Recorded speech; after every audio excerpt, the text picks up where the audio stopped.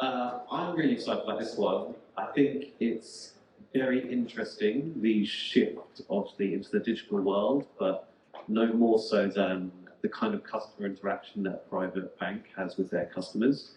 Coutts is just over the river. It is literally, you can almost see it.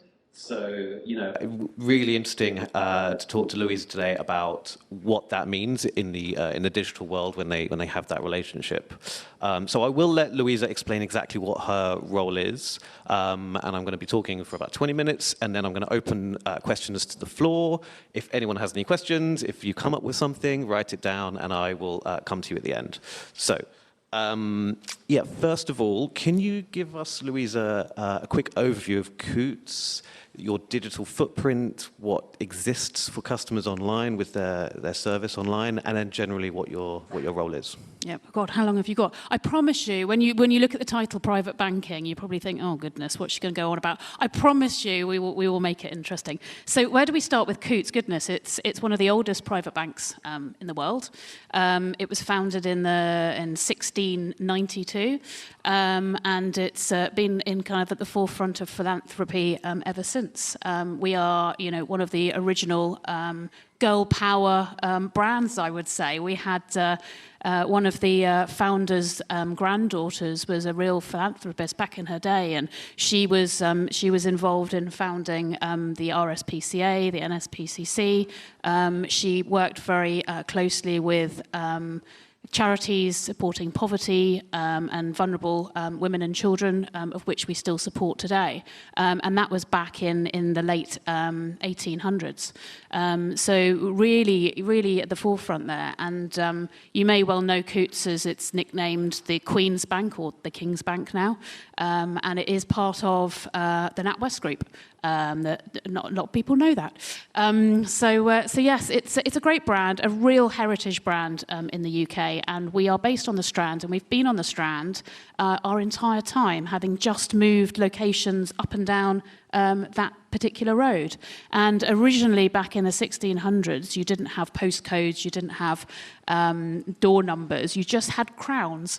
And so the brand that you see there with the 3 crowns, that was our address back in the 1600s, and it stayed there ever since. So it's pretty cool, isn't it? Just look out for the building with the 3 crowns above it. So that's a bit about Coutts. And then fast forward to today, we still support a lot of charities. We offer private banking, but we also offer wealth management, so a combined portfolio in that regard. We also are a real advocate for sustainability, so we have our own bees that live on the top of our building, and it's called 3 Crowns Honey. You can see the theme here. And we also have a sustainable roof garden that when our clients come in for catering, we use the produce from our sustainable roof garden. So I think the pig probably picked that idea up from us. I'd claim it, but I'm not sure about that. A bit about me. I'm actually new to financial services, and my background's John Lewis. So I was head of marketing, did digital, brand, etc. at John Lewis for almost 20 years. And I joined Coutts last year. So it's my first foray into banking. I'm loving it. A real British heritage brand, lots to get under the skin of. It's quite interesting moving from a retail environment to financial services. The biggest thing is the regulatory factors. It's sometimes you need to be more creative with your creative, so to speak. But yeah, no, that's a bit about me. And then yes, as it says, my title, I lead everything from digital through to design and then product and strategy across the Wealth Group. So that's the Coutts brand and NatWest Premier. Lovely, thank you. So what does that exactly mean? So when you've got your title around digital experience, UX, customer relationship management online, what does that mean as a brand, and what does that mean if I was a customer? So our ethos is very much relationship-led, digitally enabled. So we are not in the league of the fintechs and the digital space. The retail banks like NatWest, HSBC, Barclays, they have huge budgets around digitalization, and a lot of their focus is digital first. And you can see that where they're closing the high street branches and moving their clients onto digital first platforms. So we are that blend of digital and physical. So one of the reasons why our clients bank with Coutts is because they have a relationship manager, they have a private banker, and a lot of them come into our space, our beautiful space in 440 The Strand, and sit with their relationship managers. But regardless of whether you're an ultra high net worth individual or whether you're a retail banker, you still need those fundamental, banking abilities. And so it's important for us to really focus on making sure that people can do those hygiene factors like making payments and everything else you would expect from the digital space to free up our kind of frontline teams to have those value-added conversations. So we see digital very much as a channel of choice for our clients. And in the simplest terms, it's being there for our clients when they need them and getting out of their way when they don't. And it's as simple as that, and just making sure that we've got that coverage across the piece for them to interact with us however they want to. And how does that work as a brand? How do you want to have that crossover? How do you try to have the synergy of that very nice experience, I'm sure, with their wealth managers in the office versus on their phone or their living room? How do you marry those two together? And then kind of a follow-on question: how do you engage with them in that digital world? How do you organically prompt them to do things or to show new services? And then how do you kind of internally market to them without it being, too offensive? Oh, that's a massive question. Good question, though. It is, and this is very much, we had this challenge at John Lewis as well, is that how do you, when you create such an incredible experience physically, how do you bring that into the digital world and bring it to life so that you've got that those seamless touch points throughout. So regardless of where you're choosing to interact with that brand, you feel like, the heritage is there from Coutts, the experience there is from Coutts. And a lot of it comes down to data and making sure that across the different touch points, you understand where your clients are, how they're using it. We use a lot of our digital data that we capture for our frontline teams so that when they have those conversations, either face-to-face or over Zoom with the clients, they know how they interact with digital. They know that they're an active user, or do they need prompts, do they need support? And so it's using the data across the channels to drive that. And then when you're in the app, for example, we use next best actions and prompts, and ISA season, as we all know, is upon us because every single bank is trying to push their ISA at the moment, us included. So it's those gentle reminders that you've still got some leeway there in with regards to depositing your cash into an ISA. So there's all the normal things that you would expect from a bank, but also the app, the banking app is the remote control to our lives, and so we're looking very much around how do we bring our banker profiles to life in the app? How do we create that digital ecosystem where you can go in and, we have amazing events for our clients. We will transform our 440 atrium and have Richard Attenborough come and talk to our clients, for example. So how do you bring that to life? A bit like, Soho House's app where you can go in and you can look at the events, you can book the events, it reminds you when the events are, it tells you what you've booked. It's all those sort of things. And actually, when you take a step back and you look at it from a wider industry perspective, and this is what I'm challenging my team to do now, is when we're thinking about brand and we're thinking about experience, don't just look at other financial institutions, because no one's doing a good job, let's face it, in that space. Look at brands outside of that are still within your brand stable. So we're a luxury brand, and so we should be looking at fellow luxury brands like the LVMHs, like, the big brands in the fashion space. And what are they doing from an experiential perspective? What are they doing from a brand partnership perspective? Examples like Barber with Ganni. That's a British heritage brand that is, partnering with a young Scandi brand. So how can we move it on in that space? And also being unapologetically, proud of our heritage. The horsebit, I don't know, the horsebit Gucci loafer, the 1953 loafer. It is iconic. Gucci is unapologetic that is an old shoe, right? For generations. But you've got the Gen Zs and the influencers all wanting this, and it's still the traditional horsebit shoe from 1953. And the advert last year was really great, where they were collaborating with some high-profile celebrities to really drive that home. So we know that Gen Zs love the heritage angle. They love that history. And so how do you dial that up in a way that relates to we talk a lot about don't alienate the core. So, you know, we have a lot of the wealth in the UK bank with us. A lot of the, you know, we're famous for the royal family, but other sports teams, etc., all bank with us.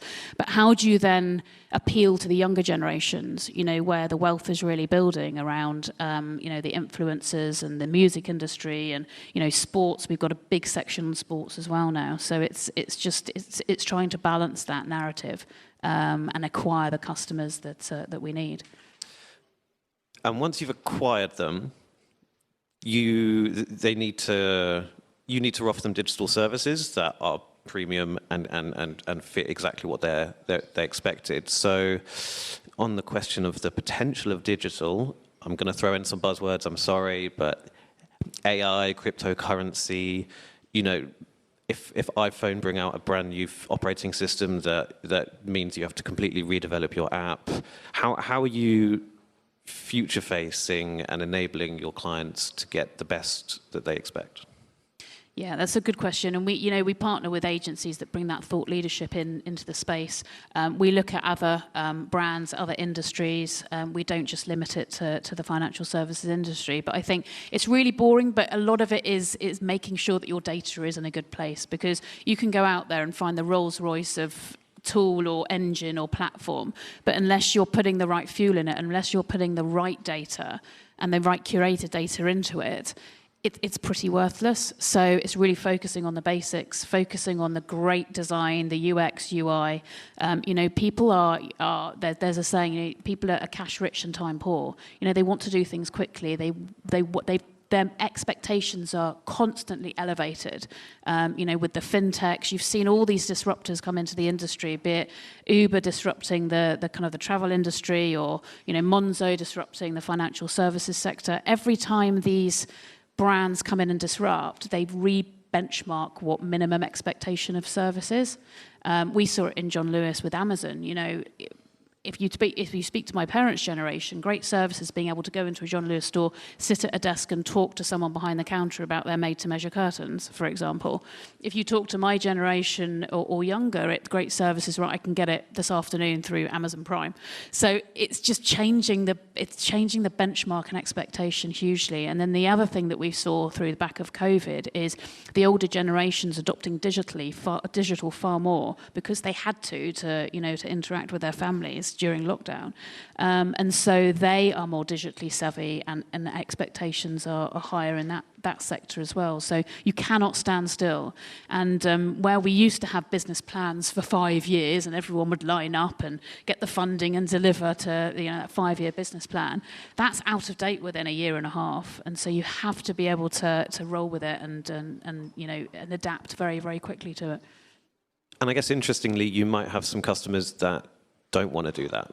It's a very to talk about their big numbers, their big investments, their property portfolio, whatever. They want to come in and talk to someone. So they might, don't send me the app, don't send me that prompt. I don't want to be part of that world. I want to be face to face. So you kind of have both worlds, right? 100%. And we have a lot of clients like that.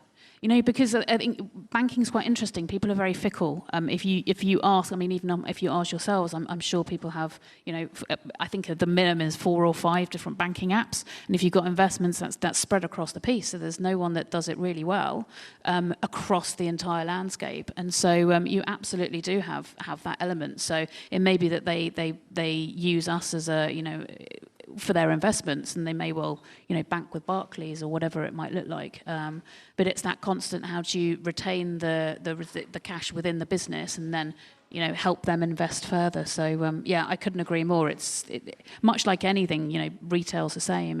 Everyone's fickle. And, at the end of the day, they'll go with whatever makes their life easier, banking included. Cool. So we've talked a bit about front end. What about some of the back-end digital and data services and solutions you have? And I guess on the topic of investments, how do Coutts and or NatWest, how do you work with deciding where to invest in your data solution, your CRM systems? How is that coupled with the marketing investment, the marketing team? Talk through that for me. Yeah, I mean, marketing is an interesting one because it's all about lead generation. So I come from a world in retail where, the website and the app is very much, you're acquiring new customers, you want to make it sticky, you want to keep them. Whereas in banking, it's, once you're a client, you have to use our digital estate. You have no real choice. So it's a different form of marketing, it's lead generation. But with that comes its complexities, because when you're targeting ultra high net worth individuals, the pool is a lot smaller. And you can waste a lot of time by, a lot of people want to bank with Coutts because it's prestigious and people know the name. And so we do have a huge percentage of people that try their luck by filling in the form with the hope that we might not realise that they don't meet the criteria and give them an account. So that can often waste a lot of time as well. So it's being really, really clear around the criteria and the targeting in that space so that you don't waste lots of time. And we haven't got that right. And it's, if we had a silver bullet, that would be fantastic. We don't generally do a lot of above the line marketing because it is, it's a very, very small segment and a niche brand. But we do use, we're quite successful within the social media, meta space.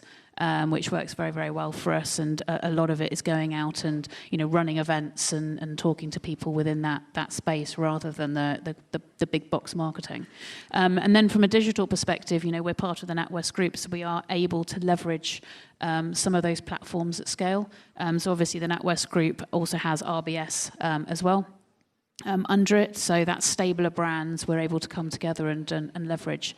But we are having live conversations at the moment, as everyone is, around AI, and where we can really drive value in that sense. And I think financial services are seen as one of the sectors that could potentially benefit most in some regards to implementing AI. But certainly haven't got the answer to that at the moment, though, before you ask me that one. Cool. Okay, I'm going to open it to the floor after one last question to Louisa. So, Louisa, what keeps you up at night? From a business perspective? Business perspective. What keeps me up at night? I think it's the pace of innovation, I think, and the ability with a legacy brand and legacy platforms to be able to pivot at pace. I'm assuming that would be the same probably for most brands. We are able to be quite nimble because we're much smaller than the huge retail banks. But that's probably what keeps me up at night. We've been at the forefront of innovation. We were the first British bank to computerise accounting back in 1963. And we've got quite a big innovation setup, and we're constantly looking at areas to focus on. But I think if that was it, that's the only thing really that keeps me up at night. Good for you. I am going to open it to floor. If anyone has any questions, could you raise your hand? Any questions? Anyone want to open a new account? No? Oh, yeah, we have one question here. Yes, it is a fair assumption, and there is so much information out there. People in general, though, and remember we're talking ultra high net worth here, you're far less likely to go about it yourself if you're unconfident in that space. When you're talking, in some respects, billions of pounds, then they are looking for some, confidence that someone can handle their portfolios. But, we also have people that aren't billionaires. Our threshold at the moment is a lending of $1 million or deposits of $1 million, which I appreciate is still not money. But we do have people that go it alone. But invariably, we don't have as much challenge in that space because people, I think you've got to really focus on your USP and then upsell that. So people love coming to us because of it's prestigious, the services that we provide, the experience we provide, and it's that one-to-one relationship banking that a lot of the bigger wealth managers don't provide at that scale. And certainly when if you look at the likes of Barclays Wealth, etc., it's very different. So it is just being true to that, that USP. But you're right, if we divert too far away from that and people don't understand the point of difference, that is where we get into danger. We're getting the always done thing. Oh, no, fine.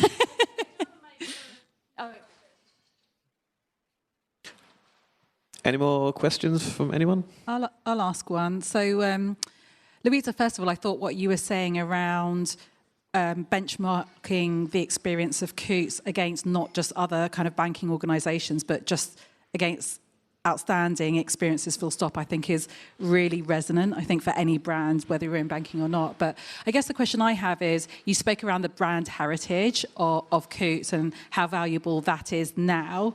Do you still think that that will be the case in the future, especially for younger generations of maybe your customers? Do you think that will change anytime soon? I think as long as we're strategic with how we do our storytelling and what narrative we play out, I think more and more people are liking. They like heritage. They like to feel part of something that is a growing community. So I think that's a real angle that we can play out. So the thing that I was talking about earlier around the philanthropy and Angela Burnett Coutts, who was founded many things in this Columbia Road Flower Market, I think, as well, by the way, which is very nice if you haven't been. But we need to play on that narrative and push it forward into the modern world. So we do take some of our clients, sometimes some of our female founder clients, and they do public speaking for us. We had 3 of them blazoned across our 440 wall as you come out of Charing Cross. So it's bringing that sort of heritage into the modern world, for sure. So you do have to be careful that you're not seen as a fuddy-duddy brand, but people like a bit of legacy, I think, belonging to something. Yeah, absolutely. Sorry, it's a very long way to come. Sorry. Louisa, are you doing any data collaborations with any of those peer brands that you talked about? So like the LVMHs, or I'm curious about that. And then also, are you using AI around generating insights around the audience and what they're looking for? Yeah, so on the partnerships piece, we're exploring at the moment. So how do we move forward in that space? We've historically partnered with the Royal Ballet, with Goodwood, but actually thinking more out that they are things that you would expect us to collaborate with, right? So how do we surprise and delight and the way I talk about it to the team is, if you're walking past 440 Strand on your website, what is going to make you stop and go, oh, that's quite interesting. So, examples around heritage brands like Wimbledon partnering with Palace Skateboards. You wouldn't really put those two together, right? But it worked really well. And so where can we push the boundaries in that space? And where can we think differently around actually where we play in those arenas, for sure. And then the AI piece, yes, absolutely. I mean, we're in live talks at the moment around how we use AI to preempt what our clients, the what if, for our clients, so that they can self-serve, to your point, but also frees up our front line to have those conversations as well. So yeah, 2 very, very live conversations at the moment. If you can think of any great brand partnerships, let me know. Another question right here. Hi there. You said that you don't do advertising because of the size of the audience, and can understand the importance of things like experiential, when you can really hyper-target that audience group. You probably also don't have a brand awareness problem. I'm just wondering how much earned media and organic is in your marketing mix, particularly around digital. Yes, so organic is substantial. I think it's quite, we focus a lot on PPC as well, but organic is by far the biggest. And when I say organic, email as well, etc. So that's our big driver. People find us quite quickly. And if you know Coutts, you know Coutts. But that's not to say that we can't be complacent, because you've got huge wealth businesses out there. You've got UBS, etc. So it's really playing to that niche market. I mean, with the advertising piece, we do a bit of it. We just don't. You just wouldn't see us on a billboard. So it's being strategic with our marketing dollars. We don't have the big budgets that the big retail banks would have. So it's being really strategic with where we place our money. Thank you very much, everyone. Thank you, Louisa. I think that's our time. We'll be around, obviously, if you have any more questions for Louisa. Thank you very much. Thank you.